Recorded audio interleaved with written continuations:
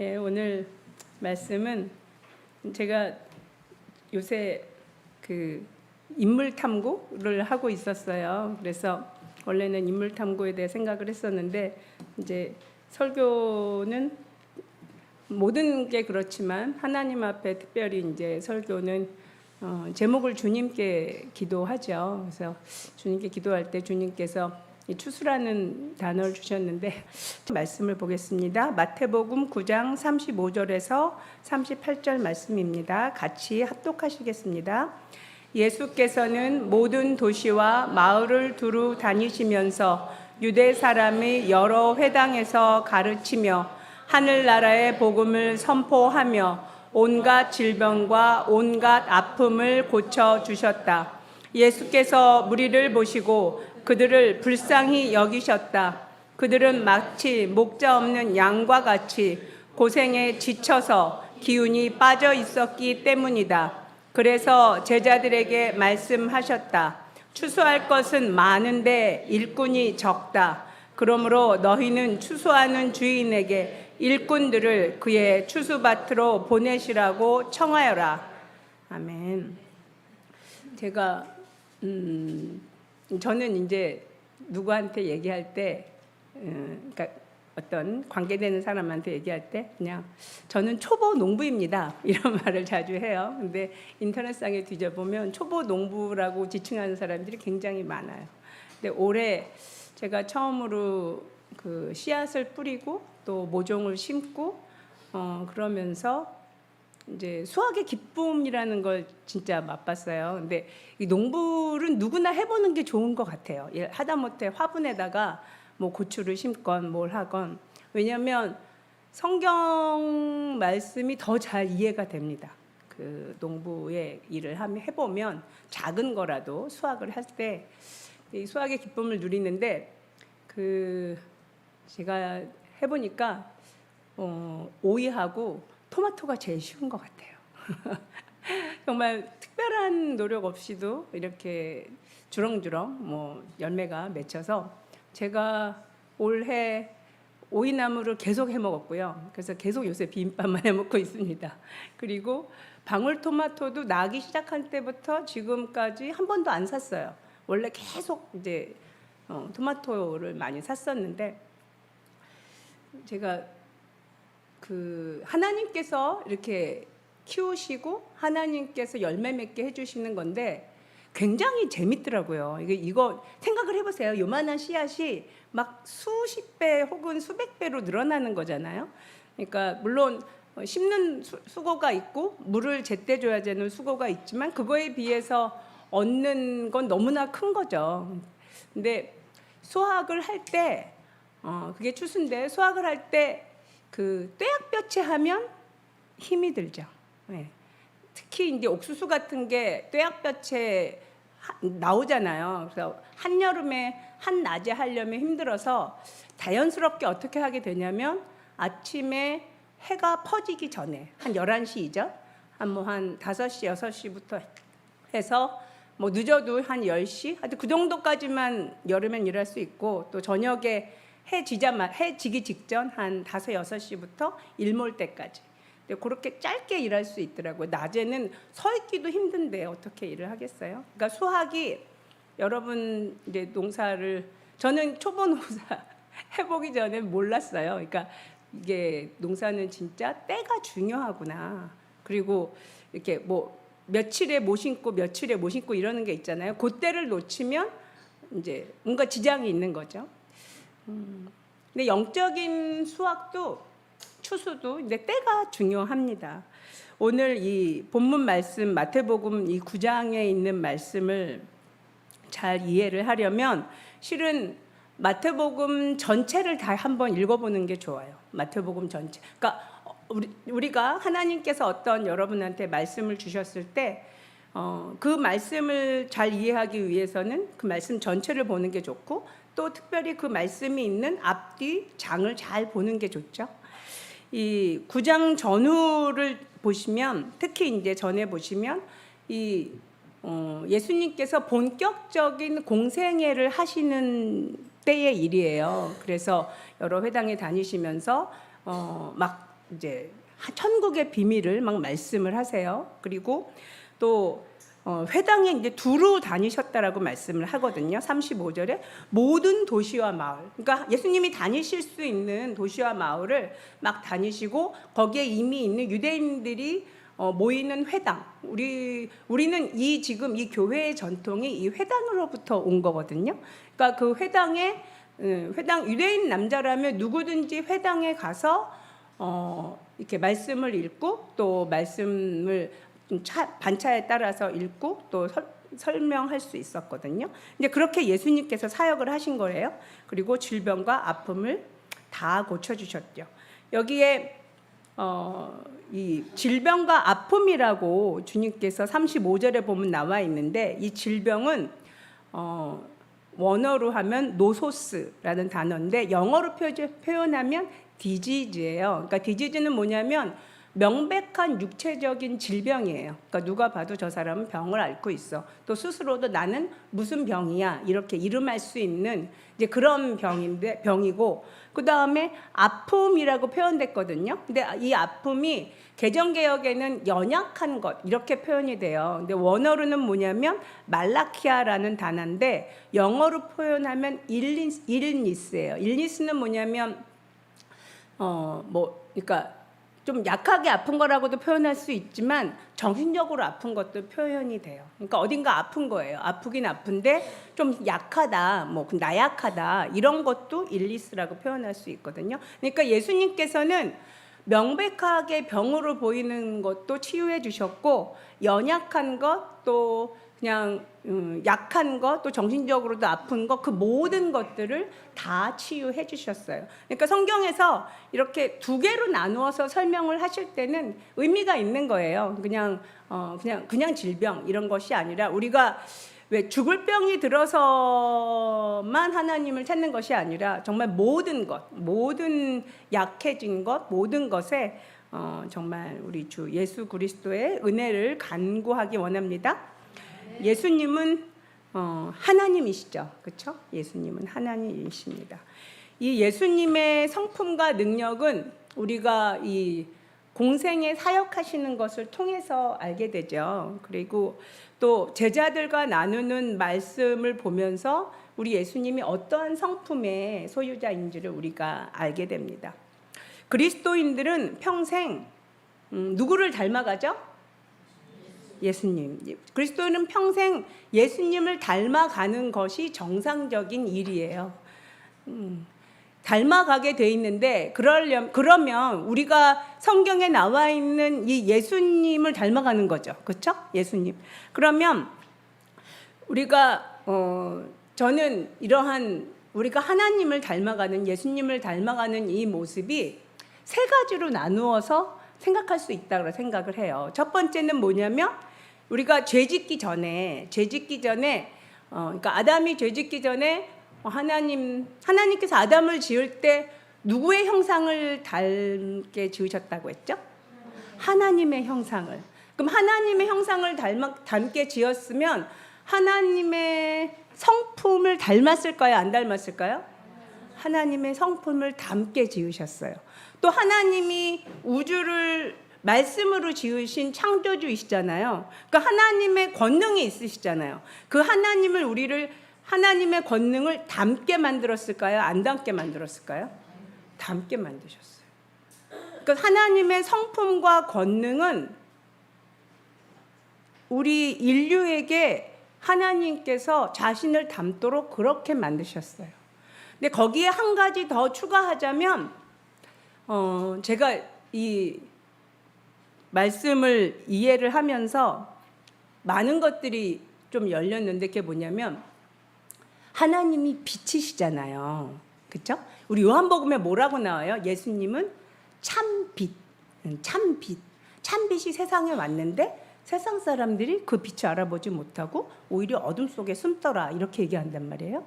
그럼 예수님이, 그러니까 하나님의 성품, 하나님의 권능, 그 다음에 하나님의 빛도 우리가 닮게 지으셨어요. 우리가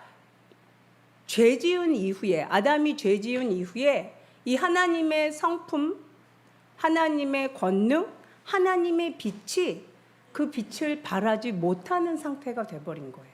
그 성품이 죄성으로 말미암아 타락되어졌고 그 권능이 사라지게 돼버린 거예요. 그것이 죄의 껍질 속에 파묻혔단 말이에요. 근데 우리는 예수 그리스도를 하나님의 아들이라고 믿을 뿐만 아니라 우리의 모든 죄값을 누가 담당하셨죠? 예수님이. 그럼 예수님이 담당하셨으면 우리 이 세 가지가 회복이 돼야 돼요? 말아야 돼요? 회복이 돼야 돼요. 예수님의 성품, 예수님의 뭐죠? 권능, 예수님의 빛. 이 세 가지가 회복이 되어 가는 게 정상일까요? 비정상일까요? 그게 정상이에요. 이게 아주 중요한 오늘 말씀의 포인트거든요. 이사야서 60장 1절 한번 같이 읽어볼게요. 개역개정인데 시작. 일어나라 빛을 발하라 이는 내 빛이 이르렀고 여호와의 영광이 내 위에 임하였음이니라. 저는 이 말씀, 이 빛을 발하라 이 말씀은 어떤 느낌이었냐면은 은유인가? 은유인가? 우리가 무슨 빛이 있어? 여러분 얼굴에 형광등 같은 빛이 있습니까? 아니거든요. 이 빛을 발하라 이거는 선한 행실을 널리 펼쳐라, 아니면 또 하나님의 말씀을 널리 펼쳐라, 하나님의 말씀대로 순종해서 인생을 하나님 가운데서 넓게 영향력을 주는 사람이 되라, 이렇게 은유적으로 받아들였어요. 근데 이 빛에 대해서 깨닫고 나서 이 말씀은 뭐예요? 그냥 그 말씀 그대로예요. 우리가 타락하기 이전에 하나님의 형상을 닮은 그 형상으로 회복하라는 말씀이세요. 이것은 우리가 하나님을 닮아가면 닮아갈수록 저절로 이루어지는 일이에요. 그러니까 우리는 그러면 어떤 노력을 해야 돼요? 하나님을 닮으려는 노력을 하는 거예요. 우리의 인생의 어떤 포커스가 중요한 게 하나님을 닮으려고 노력하는 게 제일 첫 번째 목표가 돼야 돼요. 그러면 나머지는 저절로 이루어지는 거예요. 성품과 권능과 빛 속에 사는 삶이 저절로 이루어지게 될 거예요. 제가 예수님께서 하신 말씀 중에 과거에도 그런 얘기 한 적 있어요. 제일 기이하게, 야 이게 어떻게 되지? 말이 돼? 이렇게 될까? 이렇게 예수님 하신 말씀 중에서 제가 기이하게 생각하는 말씀이 있는데 그게 요한복음 14장 12절 말씀이거든요. 같이 한번 읽어볼게요. 시작. 내가 진정으로 너희에게 말한다. 나를 믿는 사람은 내가 하는 일을 그도 할 것이요 그보다 더 큰 일도 할 것이다. 그것은 내가 아버지께로 가기 때문이다. 저는 이 14장 12절을 읽으면서 이게 가능해? 예수님이 어떤 일을 하셨어요? 병자를 고치셨죠. 그 다음에 죽은 자를 살리셨죠. 그리고 천국 복음을 전파하시면서 가는 곳마다 복음을 전파하셨을 때 수천의 사람들이 따랐거든요. 그리고 너무나 또 뭐 하셨죠? 물리도 걸으셨죠. 또 이 특별한 일 또 뭐 있었죠? 변화산에서 빛이 나는 그 빛인 거예요. 그 빛이에요. 하나님의 영광의 빛이에요. 그런 예수님이 하신 일을 성경에 기록이 돼 있는데 어떻게 이보다 더 큰 일을 우리가 하냐고요. 굉장히 이상하지 않아요? 저는 이 말씀 볼 때 이게 가능해? 이게 가능한 거야? 근데 가능하니까 쓰셨겠죠? 그렇죠? 예수님 말씀이 거짓말 하실 리가 없잖아요. 그리고 예수님의 이 말씀은 진리인데 반드시 이루어지는 일이잖아요. 그러면 이 말씀대로 된다는 얘기예요. 근데 이 이유가 뭐냐면 내가 아버지께로 가기 때문이래요. 그건 뭐예요? 내가 아버지께로 가서 성령님을 믿는 모든 자에게 부어주시기 때문에 그런 거죠. 성령님은 하나님이시잖아요. 영이신 하나님을 우리가 성령 하나님이라고 불러요. 예수님께서 그 땅에 계시는 동안에는 이 성령 하나님이 오시지 않는 거예요. 내주하지 않는 거예요. 근데 예수님이 성부 아버지께 가면 성령님을 각 사람에게, 믿는 각 사람에게 보내주신다고 약속하셨고, 또 오순절 그날 이후로 지금까지 성령께서 각 사람에게 내주하시는, 물론 하나님을 아버지라 부르고 예수 그리스도를 영접하는 자에게 주시는 하나님의 뭐라고 형용할 수 없고 정말 그 능력이나 그 힘이나 어떤 모든 것들을 예측할 수 없는 어마어마한, 이렇게 말하면 좀 여러분이 이해하기 편하라고 저는 얘기하는 건데, 엄청난 에너지가 우리 안에 오는 거예요. 이 성령 하나님의 여러분, 에너지라는 건 눈에 보이지 않잖아요. 그렇죠? 근데 움직일 수 있는 힘을 주죠. 그런 에너지, 거대한 힘이 우리 안에 오시는 거예요. 그분이 성령 하나님이시거든요. 근데 우리가 우리 힘으로 더 큰 일은 할 수 있을까요? 우리 힘으로는 불가능해요. 예수님은 또 어떻게 하셨냐면은, 예수님이 하는 사역에 대해서 찾으셨는지 모르겠는데, 이 마태복음 7장 28, 29 다 찾았나요? 예, 같이 한번 보세요. 시작. 예수께서 이 말씀을 마치시니 무리가 그의 가르침에 놀랐다. 예수께서는 그들의 율법학자들과는 달리 권위 있게 가르치셨기 때문이다. 또 계속 찾아요. 8장 27절 시작. 사람들은 놀라서 말하였다. 이분이 누구이기에 바람과 바다까지도 그에게 복종하는가? 예, 그 다음 9장 8절 시작. 무리가 이 일을 보고서 두려움에 사로잡히고 이런 권한을 사람들에게 주신 하나님께 영광을 돌렸다. 그 당시 예수님이 하는 사역을 보고 사람들은 어마어마한 권위구나. 도대체 어떻게 저렇게 말하면 귀신이 쫓겨나가지? 어떻게 저분은 바다 위로 걷지? 어떻게 귀신이 쫓겨나가고 말 못하는 사람이 말도 하게 되지? 막 이러면서 그 권위, 그 어마어마한 권위에 깜짝 놀라고 막 두려워하고 정말 너무너무 놀라워하는 거예요. 당연하겠죠. 근데 예수님이 어떻게 일하셨는지 스스로 말씀을 하세요. 예수님께서 어떻게 일하셨냐면, 예수님은 이 모든 하나님의 사역들을, 공생의 사역을 하실 때 혼자 하셨나요? 아니요, 혼자 하지 않으셨어요. 그 말씀이 쭉 있는데 우리 천천히 말씀을 한번 읽어볼게요. 마태복음 5장 17절 말씀이에요. 시작. 그러나 예수께서는 그들에게 말씀하셨다. 내 아버지께서 이제까지 일하고 계시니 나도 일한다. 요한복음 5장 19절. 예수께서 그들에게 말씀하셨다. 내가 진정으로 너희에게 말한다. 아들은 아버지께서 하시는 것을 보는 대로 따라 할 뿐이요 아무것도 마음대로 할 수 없다. 아버지께서 하시는 일은 무엇이든지 아들도 그대로 한다. 이 두 말씀을 보면 뭐라 그러세요? 성부 아버지께서 하시는 것을 보고 하신대요. 보고 하신대요. 또 그럴 뿐만 아니라 요한복음 12장 49절 시작. 나는 내 마음대로 말한 것이 아니다. 나를 보내신 아버지께서 내가 무엇을 말해야 하고 또 무엇을 이야기해야 하는가를 친히 나에게 명령해 주셨다. 이게 어떤 상태냐면, 스스로 예수님께서 아무것도 안 하신 거예요.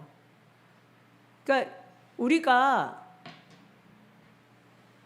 사역을 한다는 것, 우리가 추수의 사역을 한다는 것, 영혼을 추수하는, 생명을 전하는 일을 한다는 것은 이 예수님께서 하신 방법으로만 가능해요. 그러니까 예수님께서 무슨 방법으로 하셨어요? 끊임없이 하나님 아버지의 말씀에 순종하시면서 하는 거예요. 순종하시면서 보시면서 하시기도 하고 들으시면서 하시기도 하고, 그 다음에 명령해 주셨죠. 여러분한테 누군가 옆에서 밥 먹어라, 일어나라, 깨어라, 움직여라, 저 사람한테 말씀 전해라, 이렇게 끊임없이 계속 얘기하는 사람이 있으면 자유가 있어요, 없어요? 자유 없어요. 그런 자유가 없는 상태를 좋아하세요? 아무도 안 좋아해요. 근데 예수님이 하신 말씀을 보면 예수님한테 자유가 있었을 것 같아요? 자유 없으셨을 것 같아요. 이게 굉장히 큰 차이거든요. 그러니까 하나님의 말씀에 복종하는 삶이세요, 예수님의 삶은. 요한복음 5장 20절 또 같이 읽어보세요. 시작. 아버지께서는 아들을 사랑하셔서 하시는 일을 모두 아들에게 보여주시기 때문이다. 또한 이보다 더 큰 일들을 아들에게 보여주셔서 너희를 놀라게 하실 것이다. 예, 그러시고 나서 죽은 사람을 살리시거든요. 이 말씀하시면서. 또 요한복음 8장 29절 나를 보내신 분이 나와 함께 하신다. 그분은 나를 혼자 버려두지 않으셨다. 그것은 내가 언제나 아버지께서 기뻐하시는 일을 하기 때문이다. 아멘. 성자 예수 그리스도 그분은 성부 하나님 아버지의 뜻을 기쁘게 순종을 하셨어요. 기쁘게. 그리고 또 항상 뭐라 그러시냐면 항상 함께 있다고 하셨어요. 혼자 있다고 느끼지 않으셨어요. 혼자 있다고 느끼지 않으셨어요. 그래서 어떻게까지 예수님께서 순종하신 거냐면 요한복음 10장 18절의 상태거든요. 같이 한번 읽어볼게요. 시작. 아무도 내게서 내 목숨을 빼앗아가지 못한다. 나는 스스로 원해서 내 목숨을 버린다. 나는 목숨을 버릴 권세도 있고 다시 얻을 권세도 있다. 이것은 내가 아버지께로부터 받은 명령이다. 네. 아버지께로부터 받은 뭐래요? 명령. 네. 그러니까 명령으로 받으신 거예요. 명령으로. 이게 굉장히 하나님 아버지에 대한 충성심을 볼 수 있죠. 그리고 순종하시는 모습. 우리가 히브리서에 나와 있는 대로 예수님은 뭘 통해서 순종을 배우셨어요? 고난을 통해서 순종을 배우셨거든요. 고난이 없이는 우리가 순종을 못 배우는 것 같아요. 예수님도 고난을 통해서 순종을 배웠는데 하물며 우리는 너무나 당연하죠. 요한복음 14장 10절 말씀 같이 볼게요. 시작. 내가 아버지 안에 있고 아버지께서 내 안에 계시다는 것을 내가 믿지 않느냐? 내가 너희에게 하는 말은 내 마음대로 하는 것이 아니다. 아버지께서 내 안에 계시면서 자기의 일을 하신다. 아멘. 즉 예수님 사역의 비밀은 뭐 같아요? 뭐죠? 하나님이 함께 하신다. 하나님이 함께 하신다. 그리고 하나님께 순종하셨다. 그리고 자유가 없이 일하셨어요. 하나님께서 하신 일을 하시고 하나님께서 하신 그 일을 보면서 하고 명령에 순종하면서 하시고 끊임없이 예수님의 사역은 누구를 기쁘시게 하는 사역이었어요? 하나님 아버지를 기쁘시게 하는 사역이었어요. 근데 그러한 사역들을 누가 할 수 있다라고 예수님이 그러시는 거예요? 우리가. 이게 아주 거대한 예수님의 진리의 말씀이에요. 구약에는 이런 류의 말씀이 없었어요. 불가능했거든요. 근데 예수 그리스도로 말미암아 죄사함을 받은 그리스도인들은 아까 세 가지 면에서 회복이 될 거라 그랬어요. 첫 번째가 뭐죠? 네? 성품. 두 번째가 권능. 세 번째가 빚. 이 세 가지 영역에서 회복이 이루어지는 것이 당연하고, 또 회복이 이루어지는 자들에게 하나님의 말씀이 이루어집니다. 아멘. 그것이 우리의 어마어마한 비밀이에요. 모든 말씀은 하나님 아버지의 음성을 듣고 명령에 순종하며, 그러니까 자유를 반납하셨어요. 예수님은 자유를 반납하시고 하나님께서 하시는 일을 보면서 모든 사역을 감당한 거죠. 이 마태복음 이 9장에 보시면, 이 9장에 예수님께서 이 추수를 위해서 기도하라고, 우리 다시 맨 처음 본문을 한번 보세요. 본문 찾으셨어요? 태양 형제님이 큰 소리로 읽어주세요. 혼자서 큰 소리로 전체가 다 들리게.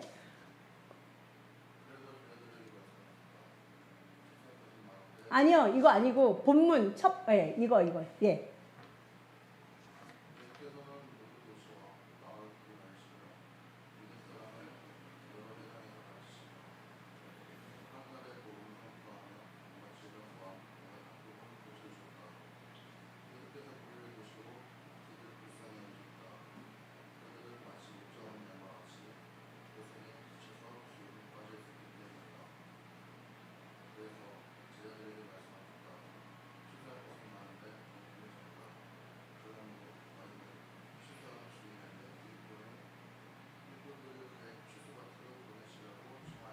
아멘.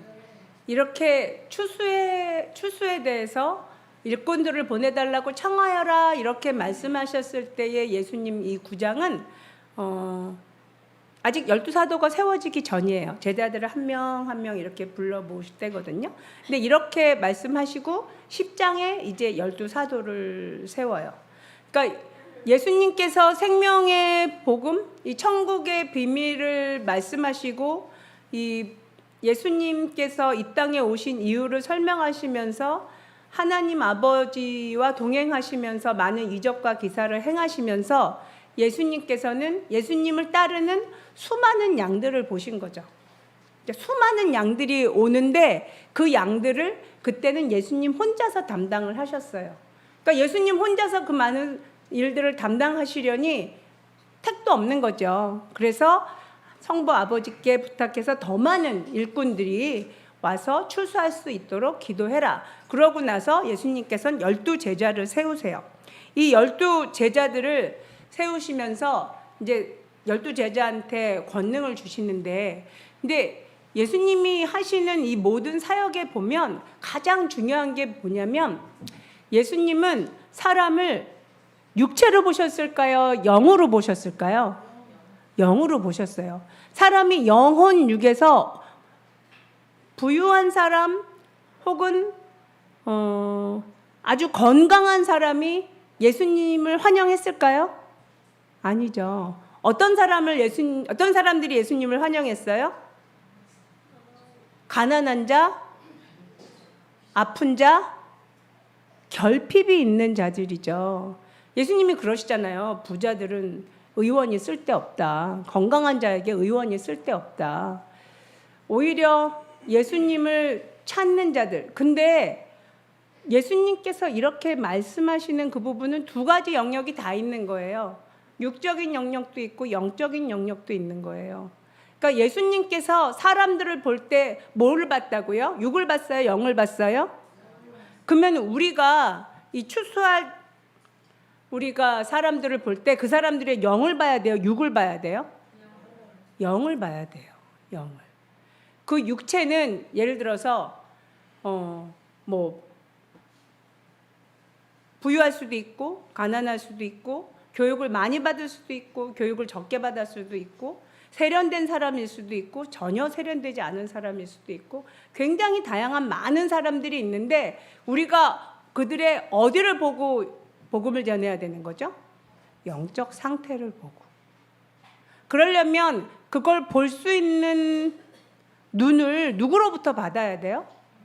하나님한테 받아야 돼요.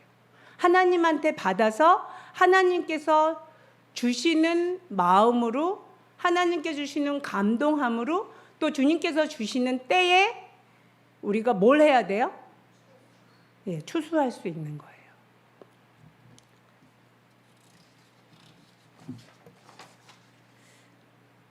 이 35절에서 예수님께서 추수하시는 장면을 떼어서 보면 첫 번째는 어떻게 하셨어요?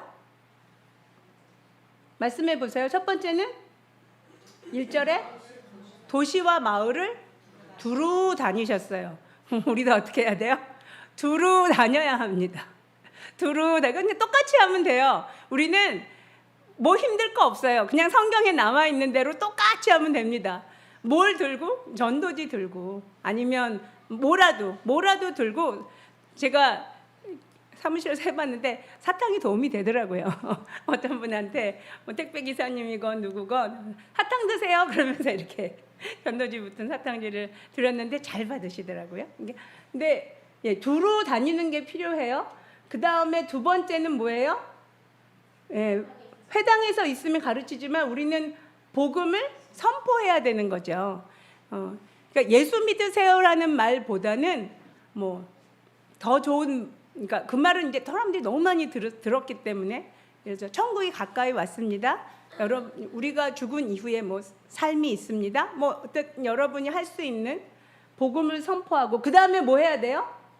질병과 아픔을 고쳐줘야 돼요. 그럼 뭐예요? 제가 만약에 대화가 된다면 어떤 부분을 위해서 기도해 드려도 좋겠습니까? 그렇죠? 기도해 드려도 좋겠습니까? 이 3단계가 할 수 있는 영역이에요. 선행을 베푸는, 우리는 복음을 전하기 위해서 이웃 사람들한테 선행을 베풀어요. 근데 선행을 베풀 때 복음을 전하지 않으면 우리의 의만 쌓여요. 난 이렇게 착한 일 했어. 난 오늘도 이렇게 착한 일 했고, 어제도 이렇게 착한 일 했고. 근데 이렇게 착한 일을 하는 걸 하나님께서 알아주시겠지? 알아주시긴 하겠죠. 하지만 복음을 전해야 생명이 들어갑니다. 복음이랑 같이 수반되지 않는 선행은 정말 내 의만 쌓여져요. 왜냐하면 내가 봐도 내가 착하게 했거든요. 그러면 내가 나 스스로 인정하는 게 뭐가 돼요? 나의 의가 돼요. 그럼 잘못하면 교만해지거든요. 교만은 누가 미워하시는 거예요? 하나님이 미워하시는. 그럼 뭐예요? 선행을 베풀고 하나님이 미워하는 사람이 되는 거예요. 이런 바보짓이 어디 있어요? 절대 그런 바보짓 하면 안 되거든요. 예수님께서 12제자에게 주는 능력을 보면 마태복음 10장 1절 같이 한번 읽어볼게요. 시작. 예수께서 12제자를 부르셔서 더러운 귀신을 제어하는 권능을 주시고 그들이 더러운 귀신을 쫓아내고 온갖 질병과 온갖 허약함을 고치게 하셨다. 아멘. 예수님께서 12제자를 부르신 다음에 첫 번째 권능을 주신 영역이 뭐냐면 더러운 귀신을 제어하는 권능을 주셨어요. 그건 뭐냐면, 제가 설교 때마다 이런 영역을 참 많이 얘기하는데, 세상은요 악한 영으로 가득 차 있습니다. 그러니까 마귀의 그 수하에 부리는 악한 영들이 그냥 가득 차 있습니다. 그래서 그 악한 영들이 온갖 악한 것들을 만들고 사람을 충동질해서, 제가 그런 사업하면서 자주 얘기하는 건데, 세상에 사기꾼들이 가득합니다. 온갖 영역에서 거짓과 술수로 노력 없이 다른 사람의 돈과 부를 갈취하려는 사람들로 가득해요. 근데 그 사람이 아니라 악한 영이 가득한 거예요. 악한 영이 끊임없이 몰래 먹는 사과가 맛있다고 가르칩니다. 잠언에 나와 있잖아요. 몰래 먹는 것이 맛있다. 훔쳐 먹는 것이 더 좋다. 우리 몰래 악한 일을 도모해서 지나가는 행인을 쓰러뜨리자. 이런 악한 생각을 누가 가져다 줘요? 마귀가 가져다 주거든요. 근데 이 악한 영의 그 능력을 누구의 이름으로 제어할 수 있어요? 예수님의 이름으로. 그래서 12제자한테 이 축사하는 권능부터 먼저 주신 거예요. 하나님의 형상을 회복한 그리스도인들은 이 권능이 존재해요. 여러분 안에 원수를, 하나님의 원수인 이 귀신을 내어 쫓는 권세가 이미 있어요. 우리는 이렇게 힘은 못 느껴요. 갑자기 여러분이 뭐 무슨 텔레비전에 혹은 영화 같은 데서 나오는 뭐죠? 슈퍼맨이 되는 그런 능력을 우리가 갖는 건 아니거든요. 근데 말씀을 가지고 선포하면 원수는 쫓겨나가게 되어져 있어요. 뭐 때문에 그렇죠? 예수님의 권세 때문에 그래요. 우리는 아무 힘이 없어요. 아무 능력도 없고, 근데 하나님의 권능으로 이 모든 게 가능해지는 거거든요. 근데 그러려면 우리가 뭘 해야 돼요? 우리가 통로가 되어야 돼요. 우리의 시간을 들여야 되고요. 두루 다니려면 돈 들어요. 우리의 시간과 돈과 우리의 것들을 희생해야 가능해요. 우리가 내어드릴 때 내 혀로 복음을 전하잖아요. 우리가 시간을 들여야 복음을 전할 수 있잖아요. 우리가 통로가 되고 우리가 도구가 되어져서 이 추수하는 기쁨을 맛보려면 최소한 거기까지는 우리가 해야 돼요. 누군가에게 다가가는 거 싫죠. 친구한테 복음을 전해서 배척당하거나 가족에게 복음을 전해서 외톨이 당하거나 또 누군가에게 복음을 전해서 싫은 소리 듣거나 이거 좋아할 사람 세상에 아무도 없어요. 항상 환대받고 싶고요. 친절을 받고 싶고 항상 좋은 얼굴, 미소 띈 얼굴로 살고 싶어요. 근데 복음을 전하다 보면 어려운 일을 당해요. 고난을 당합니다. 그런 일이 없이는 거의 불가능해요. 저는 복음을 전하면서 전에 택시기사한테 엄청 수모를 당한 적이 있어요. 너무너무 창피하더라고요. 그러니까 복음을 전했는데 막 이제 쌍욕을 엄청 듣고 그 다음에 제가 내렸는데 제가 복음 두고 내렸는데 그걸 집 밖으로 팍 던지더라고요. 창밖으로 던지면서 또 욕을 한번 하시면서 가시더라고요. 저는 택시를 타기만 하면 복음을 전했는데 그게 큰 상처가 되더라고요. 그 다음에 택시기사한테 복음을 잘 못 전하겠어요. 그래가지고 그 다음부터 살살 전해요. 이렇게 살살 택시를 타도 그렇게 무대뽀로 안 하고 살살 전하는데, 근데 그렇게 하더라도 그런 욕을 먹더라도 하나님께서 그걸 계수해 주시겠죠? 예, 계수해 주세요.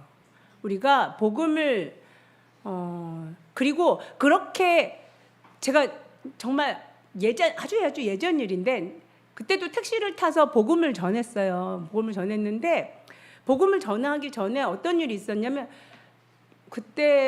저는 그때 이제 시간 강사를 하니까 택시를 많이 tas어요. 뭐 늦게 집에 오고 뭐 이런 일들 생기니까.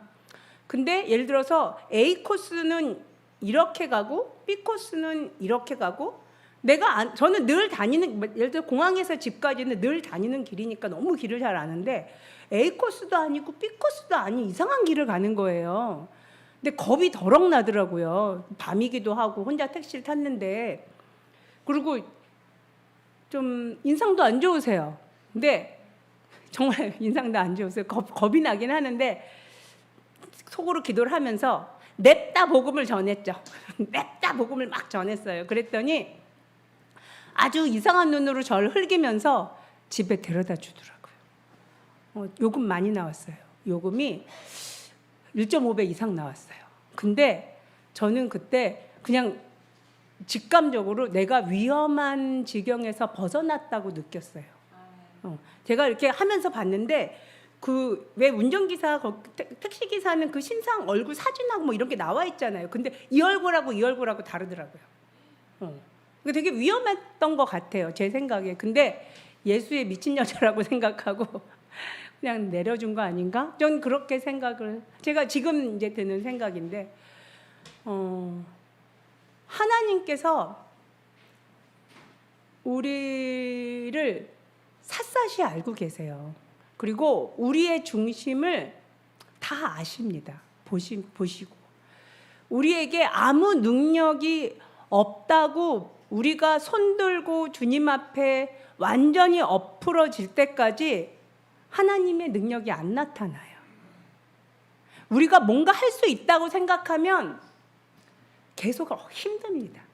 굉장히 저는 이제 삶으로 많이 그걸 체험을 했는데,